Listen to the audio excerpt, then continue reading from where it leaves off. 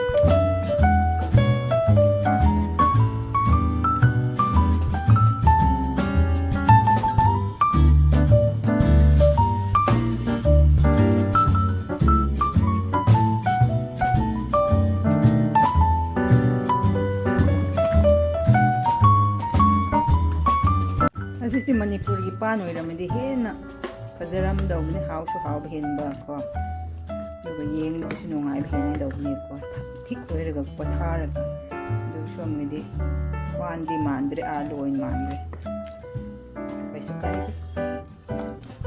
mandre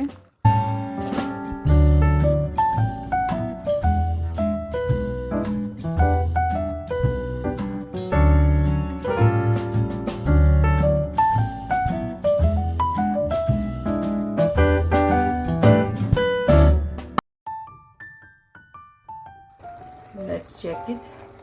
Mulba mundabra check tar se asi mai steam de ko sum met pagan soft oi re ko dum pet la kre ko adu oi di mulle ko yare mulle mulle.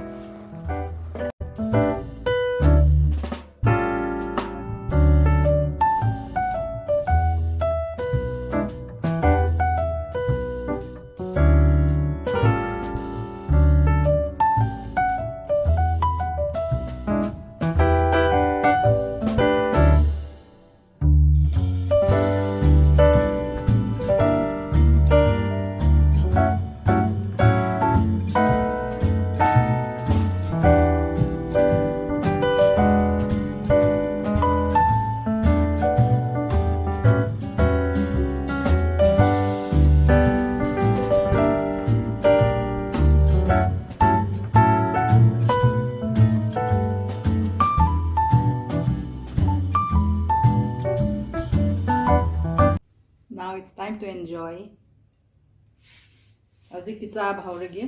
Here I've got today's special Anphui with dry bulb and plain boiled Anphui and I'll dip it in this dipping sauce or chutney. Ngari ga chanam ga mi da tham du ni ko sidika. Sai morocca. Cha phawragi.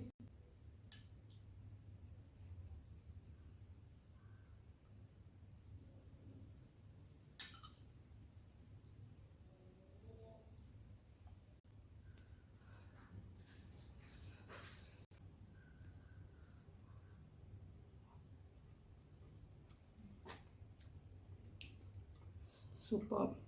How it?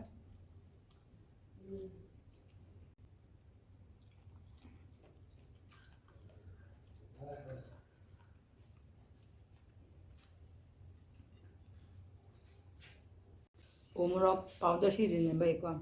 Yam shai mok si ko. Yam haure phazan. Pan ga si anphui si yam cha na ne ba ko. Si di kris ha to si tumni ge put ba anphui ga pan put ga thum ha pa du. Thum hap to su hawe dum thum hap to ne go dum cha ne ko. The curry might have been much better if I used taro from the Northeast. Northeast ki natra Manipur ki pan season na bo ramadi ase insang si thick way do ne pan ki consistency like ran ko adum oiram do ne ba adu asidi alu tai way re upai like asom gi pan di sum tawe ko amrak mak ti haw su thing ni.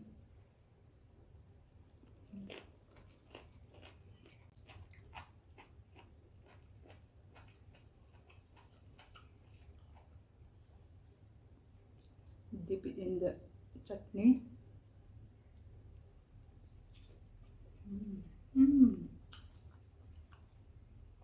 Superb.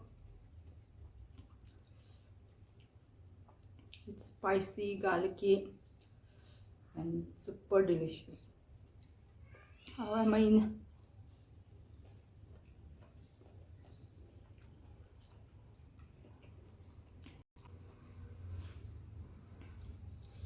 Yam cha na bana si ko asi morok me pa nap pa si ko do chanam ha pa don hen hawan mene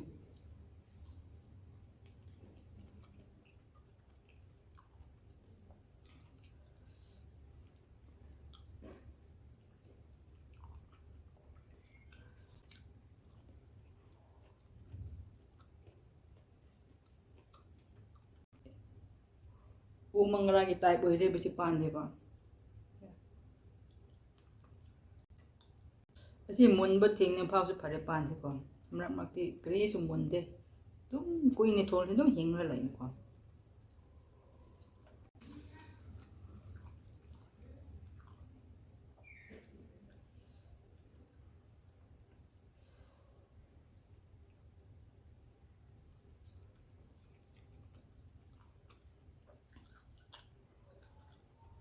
asi mana khang dam sing su lai ram ni ko asi gi mana si ekoi bp high hoi bi sing na natraga dum normal min sing su cha nei ko ado su toin di cha na de bp na ba sing di cha bi ai ko toin ne ko ado pp na da sing di toin ne cha de hafta da amra kumba ani rak kumba ado hin cha de ko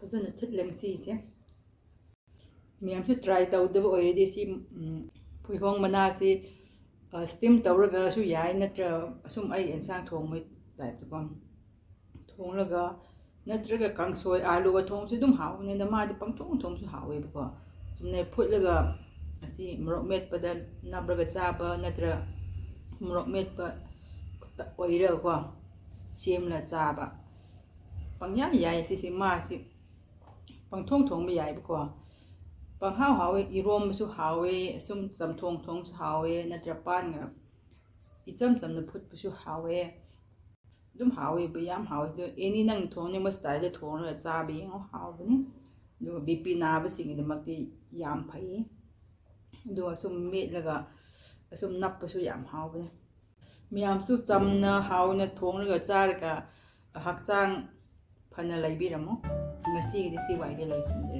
mathang gi video do bye take care